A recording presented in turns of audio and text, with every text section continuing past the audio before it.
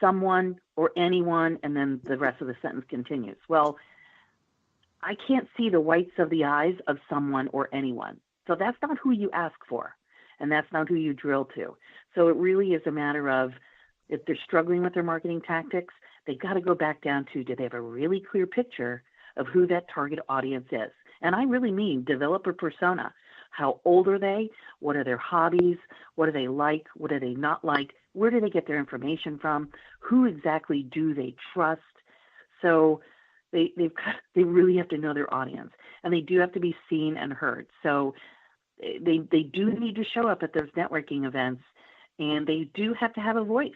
And so we'll help them with the platform of where that needs to show up. Do they need to have a voice on LinkedIn or on the radio, or where do they need to show up and be seen and be heard? And they really need to offer. People need to be very clear about what their offers are and also what their products are, so they're not wishy-washy. And first things first, you have to give first. So be a resource for people. And don't expect, as we said before, don't expect to get married on the first date. So we've long passed the cold calling environment, although some people are very successful in still doing that. Most people, consumers after 9/11, everything changed, even buying signals, and people research, and they're a lot more skittish. So we need to make sure that we're reaching out first before extending our hand to take back. Well, I also know that you are absolutely passionate about some of the tools that you use. And I look at them and say, okay, but you just really make them work. So tell us a little bit about some of the tools that you really don't think you can live without. Oh gosh, short list. I'll give you a few. My biggest, I am a brand advocate for a lot of these, and I get no money from any of these individuals, so I do it freely because I believe in the product. There's the top one is called Canva, Canva. It's like canvas without the S, and it's the untalented artist in all of us that needs graphic designs, but just may not have the budget to go and hire a graphic designer. And so you can make cover images for all your social media platforms. You can make business cards, put your business card design on there. Gosh, you can make flyers, you can make coupons, gift certificates, you name it. It has amazing, amazing templates. And that's free. I use a Canva for work, and I pay, I think of $14 a month, and it's worth every doggone penny. But another one is how I post all my posts, all my social media posts for the whole month. It's called Buffer. I'm not a fan of Hootsuite, which so many people are. Buffer is very easy to use, and I just love it. It's very user-friendly. So Buffer, Buffer. And then Mile IQ for the road warriors on there, which I always tell a story on that. If we have time, we can go over that. But Mile IQ, Mile and then IQ. And it keeps track of every single mile when I get in the car automatically. So I no longer have to log in all my miles, and my CPA loves it because I send them a report every month. So those are a few. I could go on forever, but those are a few. Well, now you said though that you personally, for your own company, Top Dog Performance, that you have had a particular social media success with Twitter. Tell us a little bit about that. Yeah, using Twitter, it actually came back to that Mile IQ that I just mentioned, which is I love this story, and I just had one actually happen the other day with Buffer too.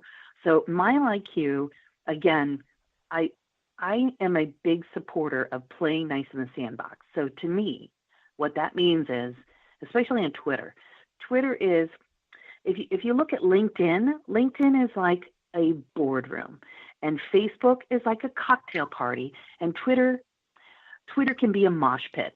It can be just everything all over the place, and people saying comments, and well, I use it to my advantage where I reached out to Mile IQ, and I simply said, for the whole world to see, I love your product. And I tell all my clients about it that are road warriors, and I think it's great.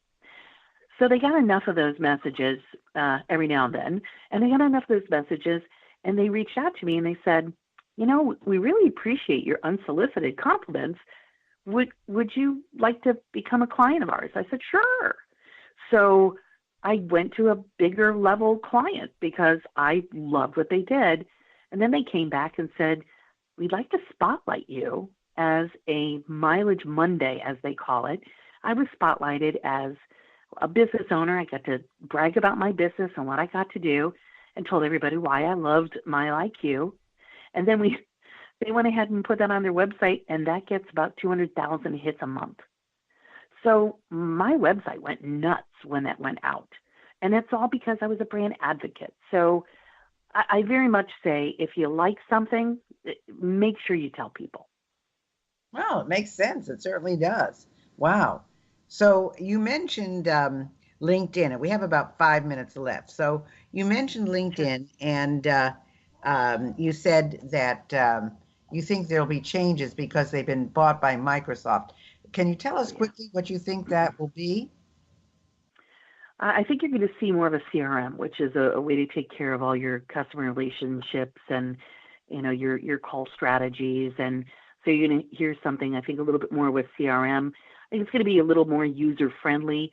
So many people have been kind of LinkedIn has just really struggled with so many people thinking that it's a place for you to just find a job, but it's actually online networking with professionals. Mm-hmm. So I think you're going to see more of a, Microsoft jazzing it up a bit. I think you're going to see some major changes, and Microsoft will come in and secure the deal hopefully by the end of the year. But I think you're going to see some pretty neat business savvy changes to make it more user friendly and connect people better. Well, that's good. That's all positive. So the last thing I want to ask you is, what do you think people should be posting and not posting? Well, it depends on where. So for LinkedIn, I will tell you, here's what people forget to post on LinkedIn. If you go to a networking event, take a picture and upload it as a post on LinkedIn. People want to see that you're out there being professional.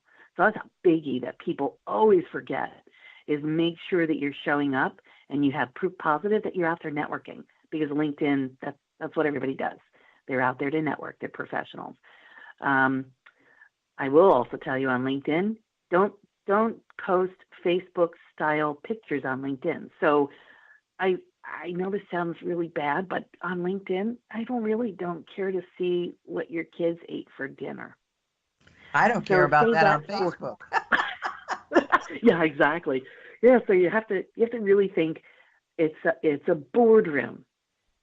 So what would you post on a boardroom? And then Facebook, when it comes to your business page on Facebook, it's called Business for a reason. Keep your personal in your personal, and try not to get political, because even though this is a very interesting season this year, it's never, you always want to make sure that I don't want to say you're not going to be all things to everyone, but you don't want to set yourself up to have people not do business with you because of that.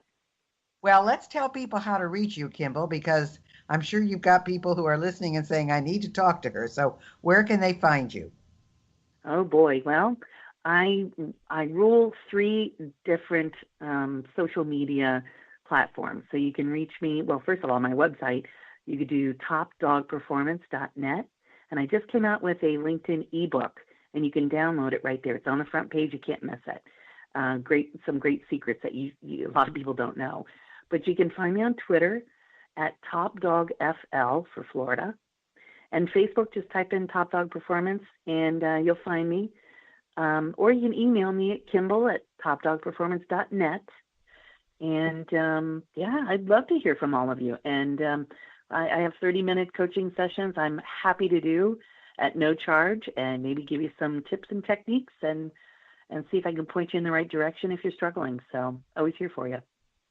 Well, I think you should do that, folks, because I've worked with Kimball and she is superb. So email her or at Kimball@topdogperformance.net, or go to her website, topdogperformance.net. Thanks so much for being with us, Kimball. It was a delight. It's always great to hear from you, Gail. So thanks again and good luck.